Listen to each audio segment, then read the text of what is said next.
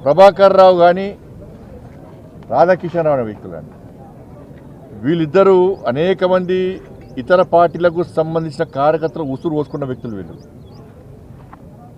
ఇవాళ ఇతర పార్టీ నాయకుల ఫోన్ ట్యాపింగ్ కాదు, బీఆర్ఎస్ పార్టీ నాయకుల ఫోన్ ట్యాపింగ్ కూడా చేసారు. భార్య భర్తలుంటే ఫోన్ వినడమే, కొడుకు తల్లింటే ఫోన్ వినడమే, జడ్జిల ఫోన్లు కూడా ఫోన్ ట్యాప్ చేశారు జడ్జిలకు కూడా.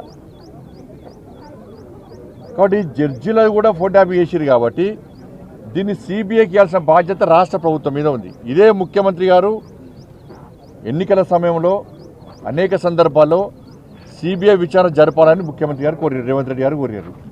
మరి వాళ్ళు ముఖ్యమంత్రి అయ్యారు, ఫోన్ ట్యాపింగ్ విషయంలో విచారణ తూతుమంతంగా సాగుతున్నది. వాళ్ళు కేవలం అధికారులకే పరిమితం చేయకండి.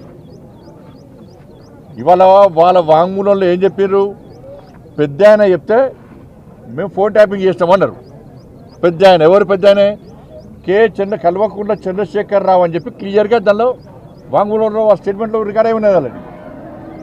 మరి స్టేట్మెంట్లో భుజంగరావు రాధాకృష్ణారావు ఎవరు వాళ్ళిద్దరు స్టేట్మెంట్ ఇచ్చినప్పుడు రాధాకిషన్ రావు స్టేట్మెంట్లో పెద్ద ఆయనే కేసీఆర్ చెప్తే మేము ఫోన్ ట్యాపింగ్ చేస్తామని చెప్పి ఆయన స్టేట్మెంట్ ఇచ్చినప్పుడు నోటీస్ ఎవరికి ఇవ్వాలి? కేసీఆర్కు నోటీస్ ఇవ్వాలి. సిరిసిల్ల ఎవరి కేంద్రంగా జరిగింది? కేసీఆర్ కొడుకు కేంద్రంగా జరిగింది. మరి వాళ్ళిద్దరికి ఎందుకు నోటీసులు లేరు?